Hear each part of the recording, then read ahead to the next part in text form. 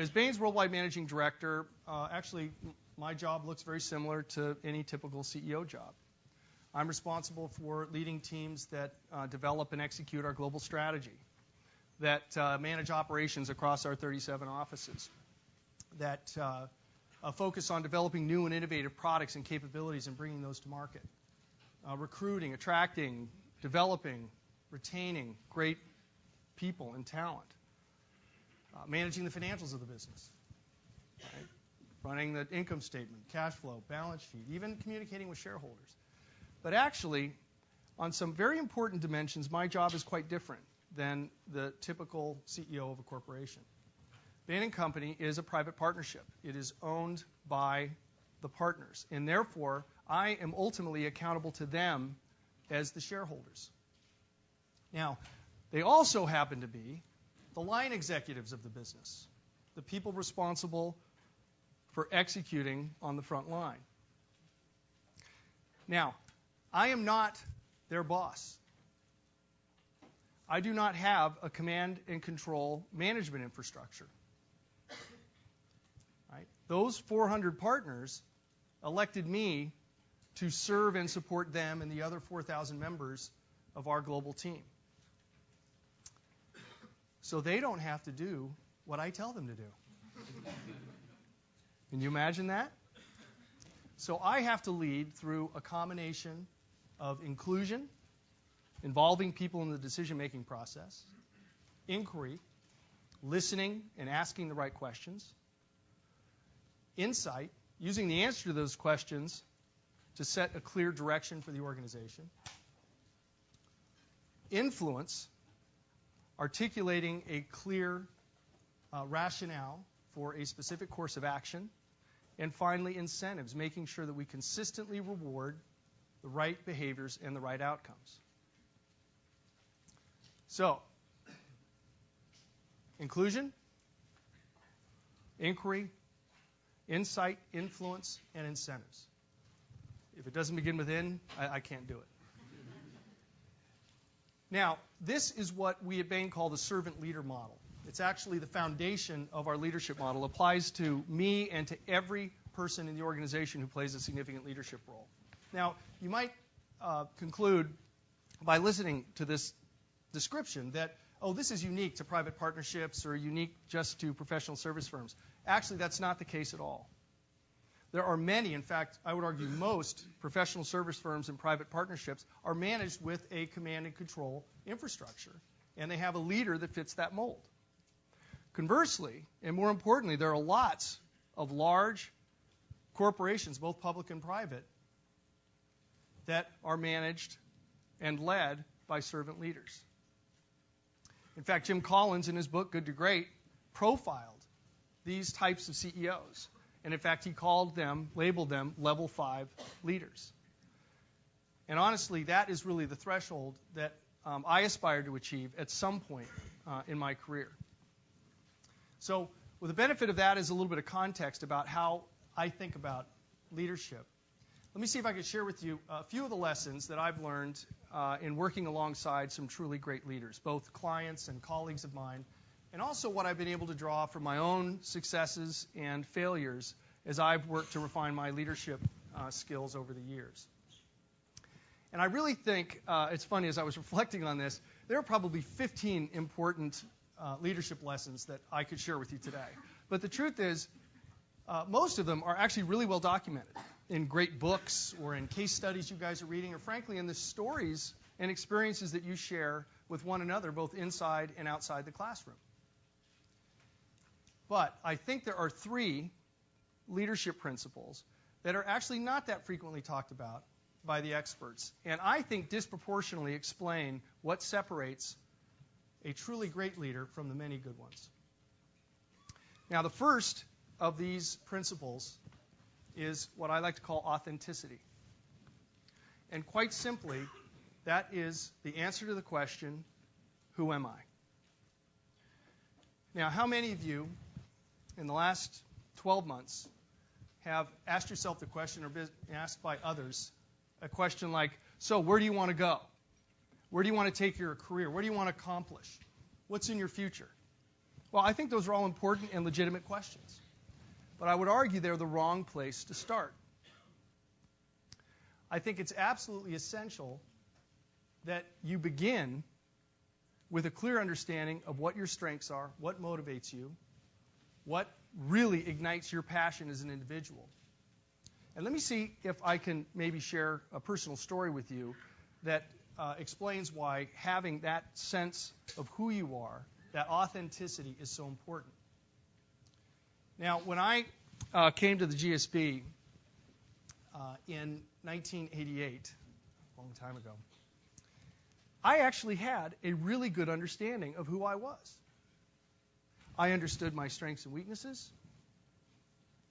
I understood the specific capabilities and skills I wanted to develop while I was in school. I knew what I liked and what I disliked about the business world. And I even had a pretty good idea of where I wanted to take my career. Now, that wasn't because I was a particularly thoughtful or introspective person, actually just the opposite. I had just been forced to go through these silly questions on all these business school applications. Right? So in preparing my remarks today, I actually went back to my draft GSB application from 1987.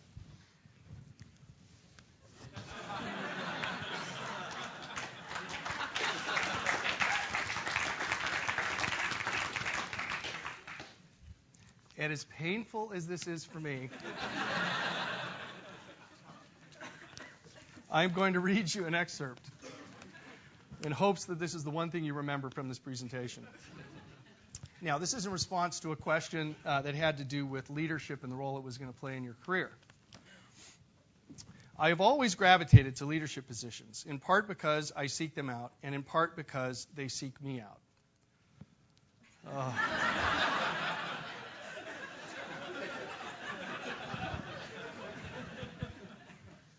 That sounds just a little bit arrogant, doesn't it? Now, while I have not always succeeded in these roles, nice recovery, I have always enjoyed the challenge of leading others. I know from my own experience that I have grown the most when working under people who know how to lead and inspire individuals, teams, and large organizations. My aspiration is to earn a leadership position in the business world that allows me to do the same. The greatest rewards in my career will be the impact I have on the lives of those that I have the privilege to lead. It just makes you want to cry, doesn't it?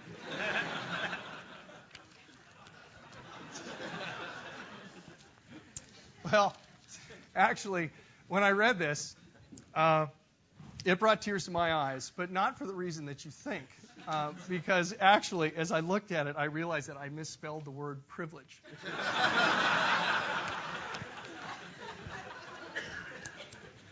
Anyway, so they still let me in, which was great, a miracle, but great. And after slogging through my first year at the Corps, I actually had a fabulous experience over the summer. I worked in the corporate finance and M&A groups at Salomon Brothers in New York. And for those of you who are Wall Street historians, 1989 was an amazing year. Salomon Brothers was at its peak. Michael Lewis had just published his book, Liar's Poker, and it was at the top of the bestsellers list right when I was there during the summer. So fabulous experience. I met some really, really talented people, and I actually almost accepted a full-time offer before I left New York. But I came back to the business school, and I had the opportunity to take some phenomenal courses.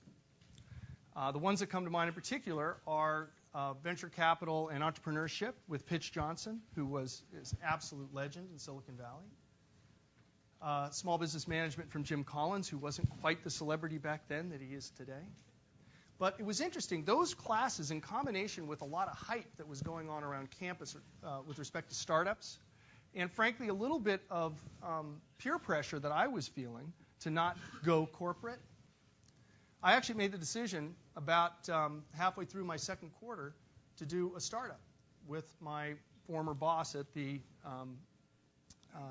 boutique consulting firm I'd worked for before business school. Now, I don't regret having made that decision, but it was a mistake. If I had stopped and asked myself the question, who am I, really? What is it that I enjoy doing, what really plays to my strengths, I would not have become an entrepreneur. I really did want to go to work for a large organization where I could learn from the best, where I could work alongside great leaders, and hopefully someday earn the right to lead a high-performance team. I wasn't being authentic. I wasn't being true to myself. I wasn't following my internal compass, my true north, if you will. Now, the reason that this is an important lesson, I believe, at least from my standpoint, is that as I was struggling as an entrepreneur, and frankly, a only modestly successful one of the things I realized is that I wasn't really in my zone. You know, I didn't feel like I was really playing to my strengths. I didn't feel like what I was doing was really inspiring me and generating a sense of passion in what I was doing. You know, in some respects, it actually felt like I was running in the sand. You know how that feels? You're running in sand? You know, you're making progress, but you're doing so with twice the effort and at half the pace. Now, don't get me wrong. I learned a lot as an entrepreneur, lessons that I still carry with me today and I think are extraordinarily valuable. But in the end, it really wasn't true to who I was. So when the opportunity in 1993 came up to join Bain & Company, it was very clear to me early on by looking at the organization, its culture, its mission, its people, that suddenly this was a place that really did, in fact, play to my strengths, play to who I was, actually lined up with what I wanted to accomplish, with my own passions and sense of purpose. And so it actually felt like I was coming out of the sand and stepping onto what was a really highly responsive surface, like the Stanford track. And suddenly my strides became more effortless. My pace accelerated. And I was actually training with people who had competed at the highest levels. Now, this is not meant to be an advertisement for Bain. Actually, I'm certain that there were many other organizations where I could have felt a similar level of alignment, or maybe even greater alignment. The point is that it is essential, I think, for all of you, particularly at the stage of career where you are today, to step back for a minute and ask yourself the question, why have you taken 2 years out of what I'm sure are very successful business careers to come to the Stanford Business School? Why have you done that? Make sure that you take inventory of where you are, of what it is you want to accomplish. Don't be lazy. Don't be distracted. Don't be afraid. This isn't a dress rehearsal. Right? This is your life. And you can make a real difference if you're thoughtful about the industry you choose, the business, the company, the team. You can, in a large degree, determine the probability that you're going to be a great leader just by those choices that you make. So take advantage of going back to your original business school application, if necessary. Or better yet, use all the resources you have available to you at the business school to really take inventory and ensure you understand what makes you tick. Now, as I reflect on what happened to me after I joined Bain & Company, the other thing that comes to mind for me is what I believe now are two lessons that go beyond just authenticity, that touch on the two additional leadership principles. The next one is what I'll call courage. Right? You could call it a lot of different things, but the truth is, courage is an essential leadership attribute, I believe. And courage means a lot of different things to different people. In fact, if you go to the Webster's definition of leadership, it says the quality or state of mind or spirit to face danger or hardship with confidence and resolution. Okay? The quality or state of mind or spirit to face danger or hardship with confidence and resolution. Now, in my experience, great leaders are successful in embedding courage in their organization that enables people to do the right thing, not the easy thing, to persevere during periods of adversity, and to strive for greatness without having the fear to fail. So, if you look at today's world, if you look at what the typical business leader today confronts, I would argue that the dynamics of the global economy, the new rules of the global economy, present two significant challenges that I believe require a lot of courage. The first is this sort of sense of permanent levels of uncertainty and turbulence in the world, whether it's economic, geopolitical, technological. The second is the relentless and absolute imperative need to focus on innovation. If you, in your organization today, are not focused on figuring out how you're going to obsolete your own business model, somebody else is going to do it for you. So let me see if I can give you a couple of examples from my Bain experience to highlight why I think courage is so important to address these two challenges. Let me go back to a story. The time is 2001. I was then, as Bob mentioned, the managing partner for the San Francisco office at Bain. We were, at that point in time, coming off the internet bubble having burst. We were in the middle of a recession in the U.S., and then September 11th happened. Our industry was thrown into an unprecedented level of turbulence. It forced many companies like ours to go through significant restructuring, and many companies had to do layoffs for the first time in their histories.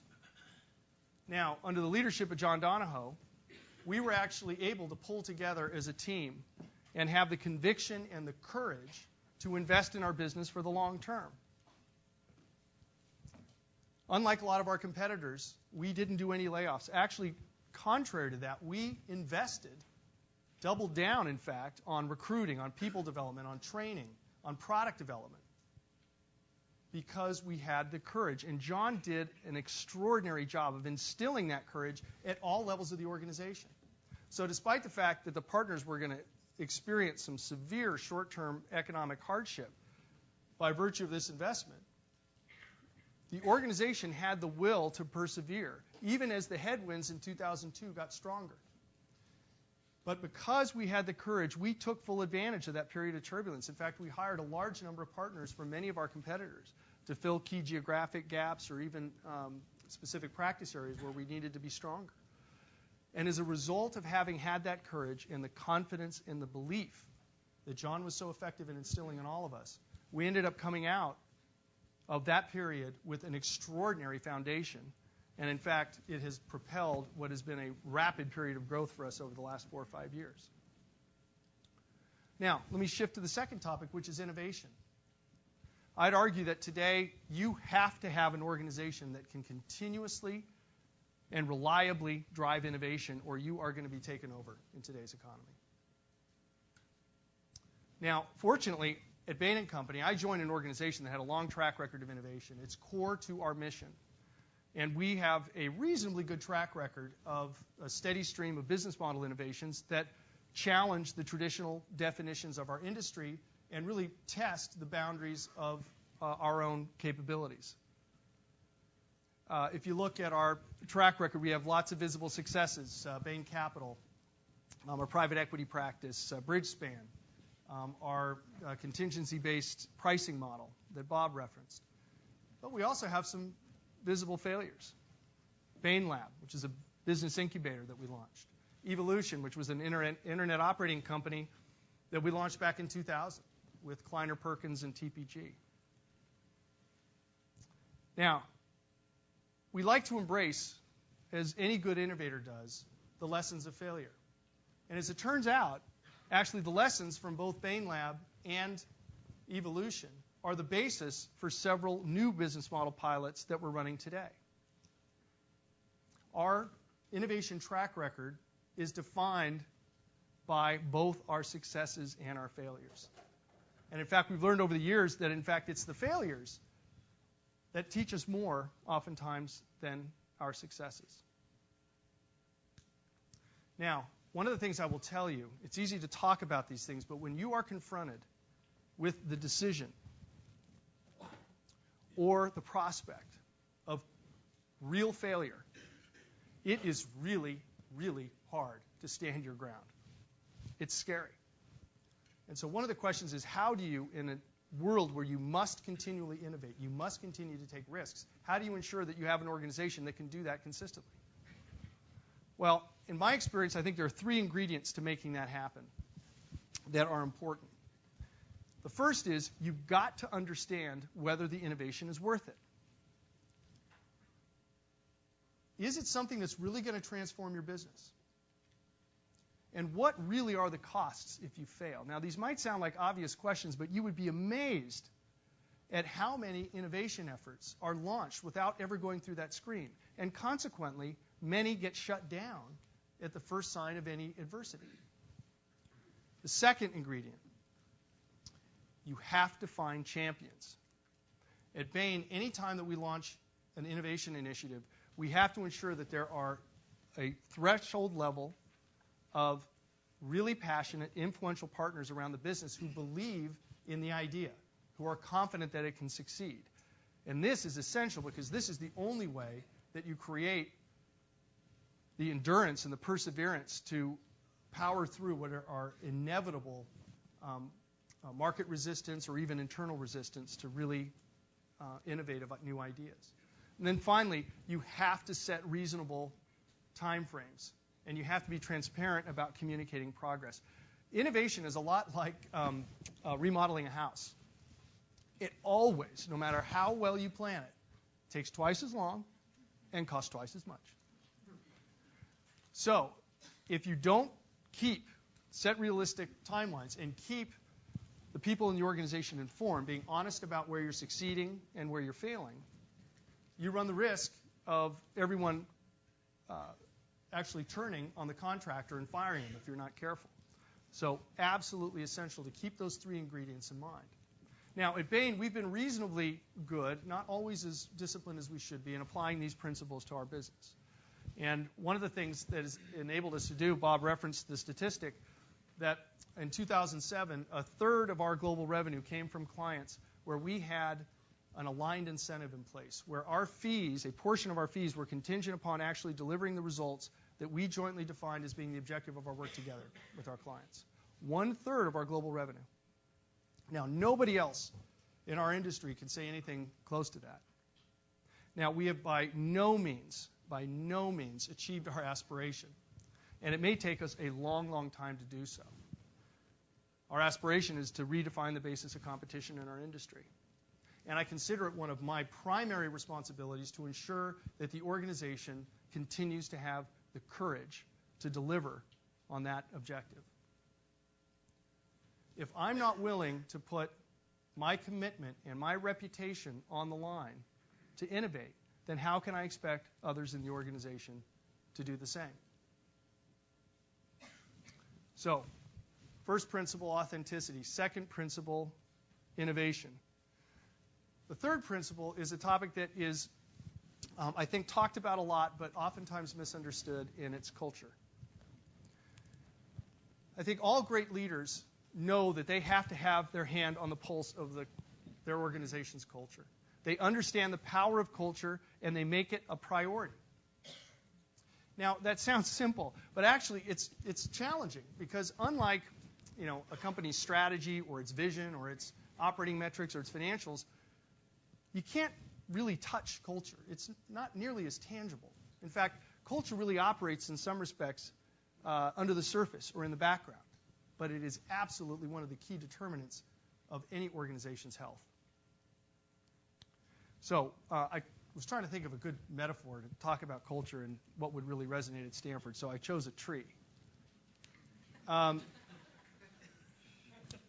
It's a little bit of a stretch, but work with me, okay? You can think about culture as the root system of a tree. Okay? A tree has a trunk. It has branches and leaves, which are the visible manifestations of the tree, what everybody admires and looks at. But what we know is that the root system is actually what provides nourishment for the tree and strength so that it can grow and it can survive storms and high winds. Now, a root system has to grow proportionally with the tree as the tree grows. And if it doesn't, the tree either stops growing, or even worse, it succumbs to the next strong gust of wind. Now, great leaders know that it is their responsibility to constantly reinforce and nurture the root system of their organizations. They make it a priority, they make time for it, and most importantly, they actually love doing it. They actually love doing it.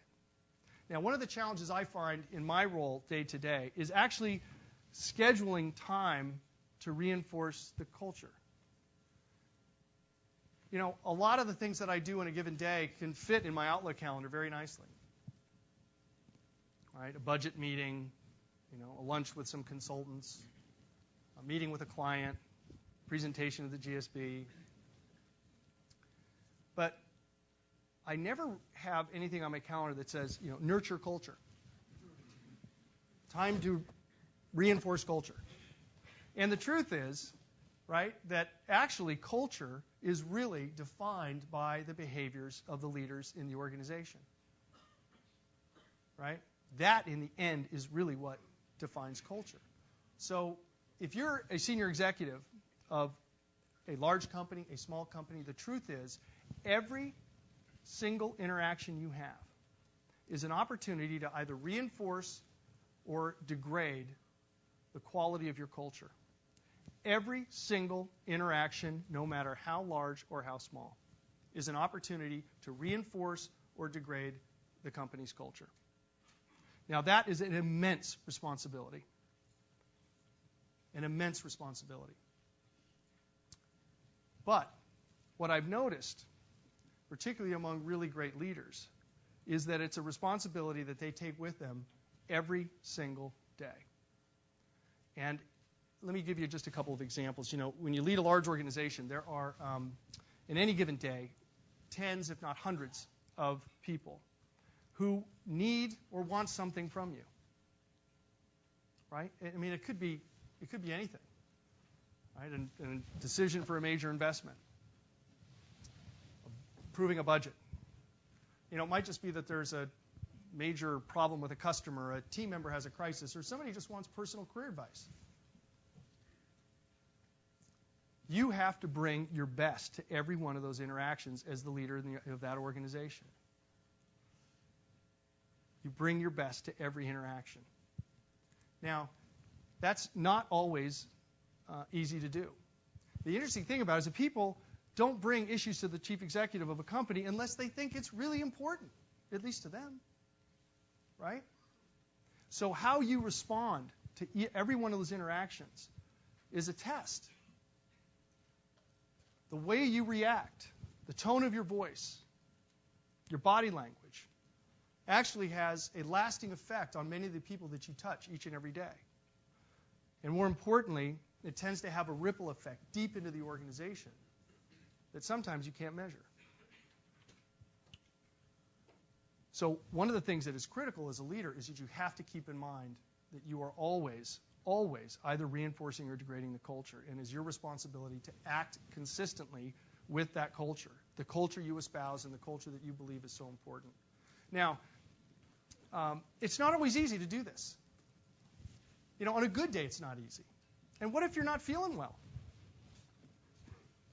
Or worse, what if you just got off the phone, it's 8:30 in the morning, and a very, very close friend of yours just told you that they have terminal cancer?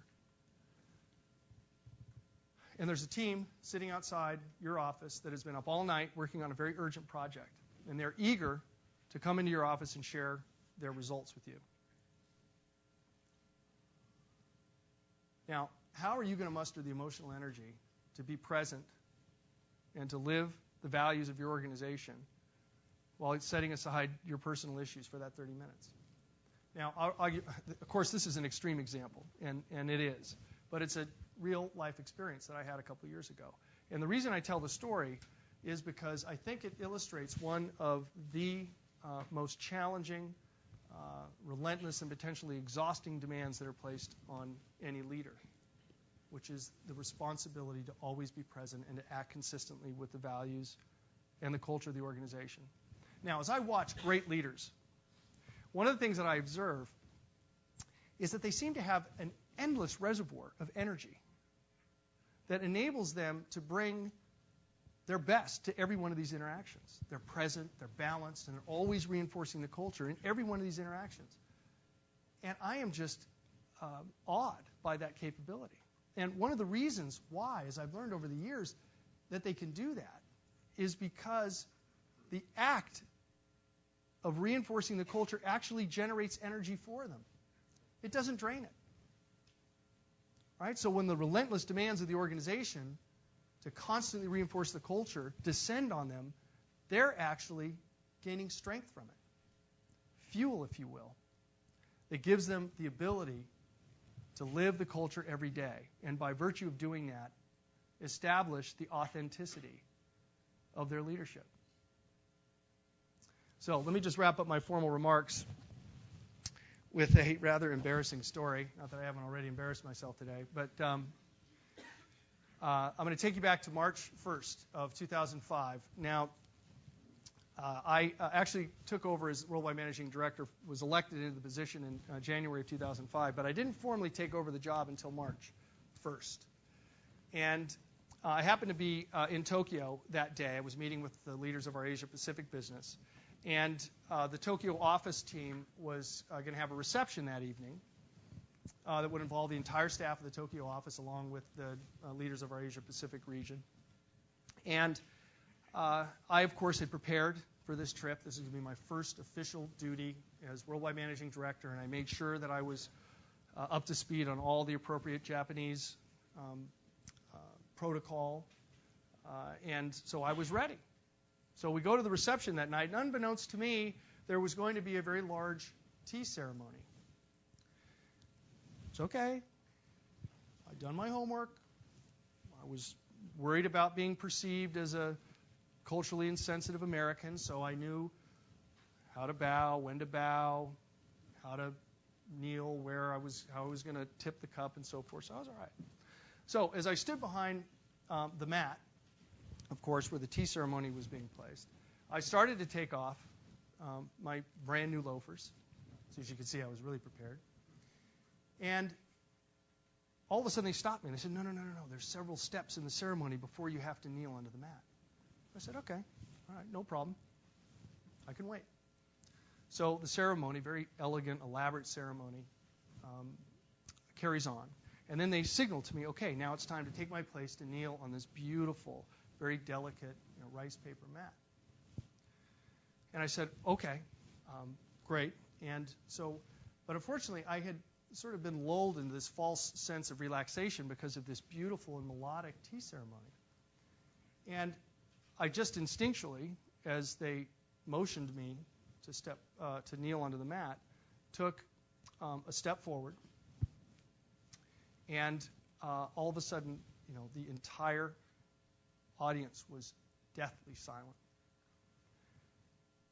And as I took the step forward, the crackling and crumbling of the mat under my brand new Allen Edmonds loafer was deafening. Absolutely deafening. And I looked down, and of course I had not taken off my shoe, and I looked up, and the entire audience was just aghast. And I swear to you, it felt like, because everyone went, all the oxygen went out of the room. And I couldn't breathe. And I said, my God, what have I done? I've not been in the job 24 hours, and I've just desecrated an important cultural symbol in front of the entire office. Well, that was a moment for a little bit of authenticity, right? And all I could do was, as I stepped back, I just looked up at the audience, and all I could say is, boy, talk about getting off on the wrong foot. Well, fortunately, a few people laughed, and a couple of months later, I was in Shanghai, and I was up giving a presentation, my first formal address to the global partner team at our worldwide partner meeting. And as part of that, I was going to be presenting our strategy for the next 3 to 5 years. Very, very high stakes presentation for the new kid on the block, a relative newcomer to many people in the audience. And it was critical that I established my credibility and my competence to this group. So how do you think I opened the presentation? I told the T story. Why? Well, because it's funny. But more importantly, because it communicated a little bit something about Steve Ellis, the human being. Vulnerable, clearly fallible, willing to laugh at himself. But more importantly, as I then went through the rest of the 55 minutes of my presentation, where I absolutely did the best I could to communicate confidence, command, and competence, it was important to me to ensure that the entire audience knew something a little bit more revealing about the person delivering the message. And it's interesting, to this day, and maybe this isn't too surprising, but most partners who were there that day remember the T story vividly, and they remember very little of the other 55 minutes of the presentation. In my view, I think that's another great example of the power of authenticity. So thank you all very much for your time. I wish you all the best, and I think we have at least a few minutes here for some questions, if that interests you. Thanks.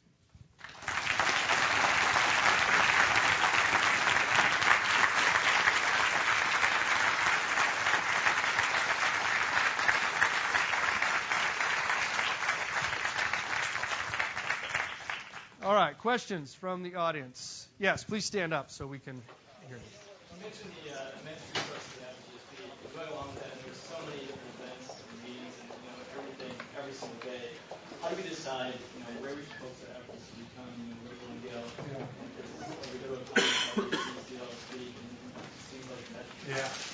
Yeah. So the question is, given all the resources at the school, what is it that how do you filter through all that and really focus on a few things that'll make a difference?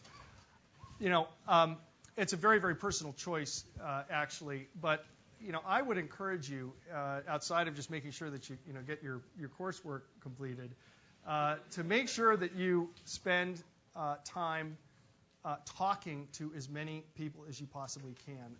Presentations like this are interesting, and you can learn a lot, I think, from listening to to leaders and formal presentations. But I don't think there's any replacement for being able to talk to your colleagues, your classmate, maybe people who are recruiting on campus, who you actually look at and say, hey, there's somebody who I can identify with, somebody who appears to have a similar skill mix to me, same values and beliefs, and somebody who I can really identify with, and really ask them about their experiences, ask them how they made choices, and what has really been effective as they've guided their own career.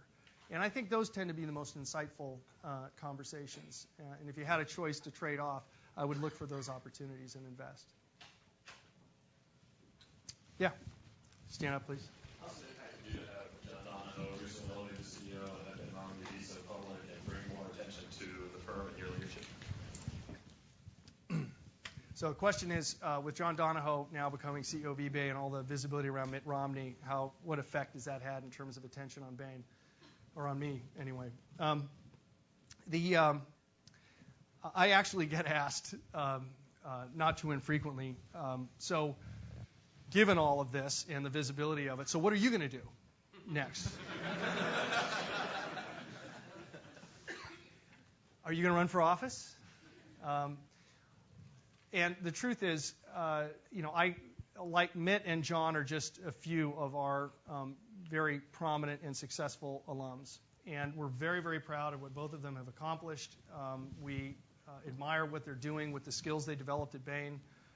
And obviously, they're a big part of the extended Bain family and of our brand and reputation around the world. So I think it's really all quite positive.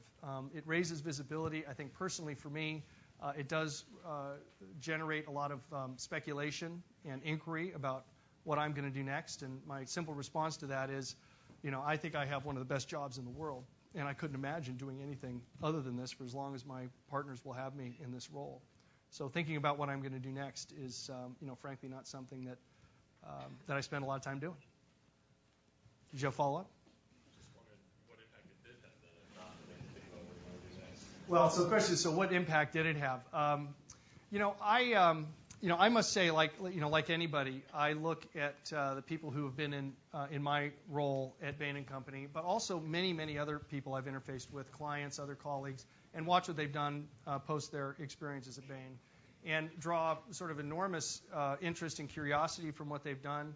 But I don't sort of study the careers of other people beyond just understanding a little bit about their path, because to me, the guide for me, and again, if I've shared anything this morning, it's that the answers actually are right here, right, about what you're going to do. And as long as you're being smart about rounding out your skill set and being true to what it is that you really enjoy and love doing, you're going to migrate to roles, and roles will migrate to you in a way that your career will be really fulfilling and successful. So I have a bit of a fatalistic view of sort of career management, which is, if you just do the right thing, you be mindful, treat everybody with respect, hold yourself to a high ethical standard and performance standard, a lot of things take care of themselves. So it really hasn't changed my view of my career or where I'm headed or really at all. Other questions? Yeah. Can you talk a little bit about when you figured out that you were going to be the next worldwide managing partner, and kind of when did you figure that out, and how did you see yourself kind of moving? Okay, so that's a good question. The question was what were the circumstances around which you found out you were going to be the worldwide managing director, and how did you think about it at that sort of juncture in your career? Well, I'll be honest, I had always, as you could tell from some of what I shared with you today, had an interest and an aspiration to play a meaningful leadership role. But I was doing a lot of that at Bain long before I was tapped on the shoulder to play this role. So, frankly, when the nominating committee, which is the committee that is responsible for facilitating the election process for the worldwide managing director, tapped me on the shoulder and said, John's going to be stepping down, and we want to consider you as one of a small group of partners who are going to be considered to succeed John, it caught me off guard completely. And I only had literally about 3 weeks between the time I was tapped on the shoulder and the time that the final decision was made. It felt right to me. Frankly, it would have felt great if it was somebody else. I would have been very happy. The candidates were phenomenal, and we were lucky to have deep leadership bench at Bain. But I also knew very early on, as I tested this with sort of who I was and what I was prepared to, I had an important conversation with my spouse about what the commitment and the demands would be. But it really didn't take too long for us to say, you know what, this seems like a logical step, and my partners are asking me to serve in this role, and I feel some obligation to do that. So I didn't really overthink it. It felt right. It felt consistent with what might be a next step for me and a role that could add some real value for the partnership, at least in their eyes. Yeah, Megan. Hi. I guess building on that question, what were some of the greatest challenges for you as a leader in transitioning from leading San Francisco to leading the firm overall? So the question, what were some of the challenges from leading just San Francisco to leading the firm as a whole? I think there are two. One is the global nature of the business. Fortunately, my experiences after Japan were a little more smooth as I traveled around the world. And there's no question that the challenge of being able to actually manage your responsibilities as a leader in multiple cultures, in non-English speaking countries, in different religious settings, particularly as we expand our business into places like the CIS in the Middle East and so forth, where it really is different to do business in those places than it is in the U.S. or other Western European or developed economies. That was really challenging. It continues to be one of the most challenging parts of the job, but it's also incredibly exciting. The second thing, I think, was just figuring out how to manage the volume of activity. I mean, one of the things that, for those of you who played, real general management roles, one of the real tricks is how you 80-20, how you filter the millions of things that come in and be comfortable with 80% of the things not getting done or not getting addressed by you because they're the ones that don't really make a difference. It was hard in the early days to have the discipline, and I didn't always do it right, and I still don't today probably, of knowing exactly which things to focus on and which things to allow to be handled by others or, frankly, to just be deferred. And it's sort of a constant stress of the role, and I think over time you develop enough of an instinct and enough confidence in your own judgment that it doesn't create a lot of unnecessary stress and anxiety. But it's a real challenge, and as the firm grows, I continue to be challenged. Just when I think I'm catching up with it, it outpaces me. Maybe just a couple more questions? Yeah.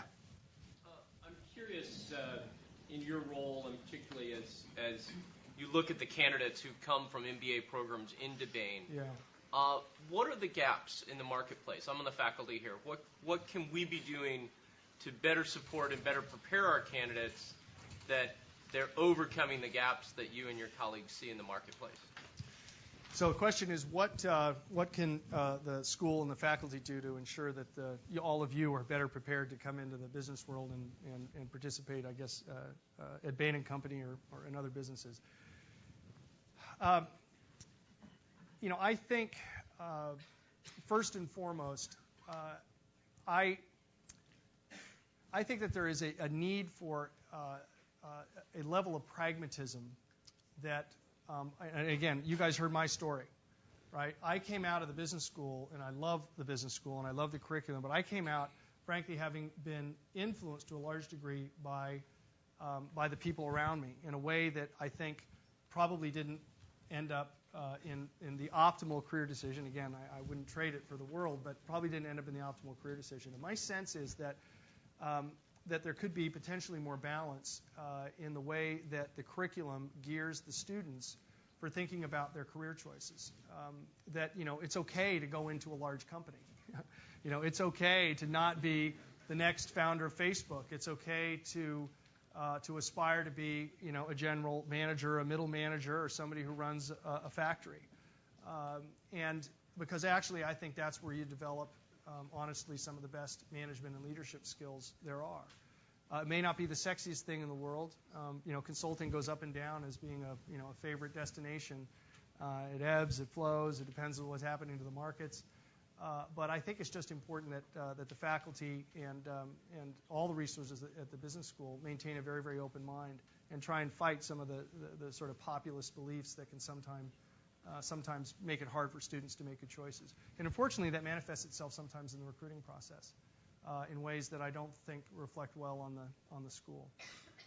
But I'm a huge believer in the new curriculum, huge, and I think what you guys are doing is going to significantly improve what is already a phenomenal set of credentials as future leaders, current and future leaders. Mr. Ellis, on behalf of the student body, I want to thank you so much for that excellent speech. Yeah, thank you.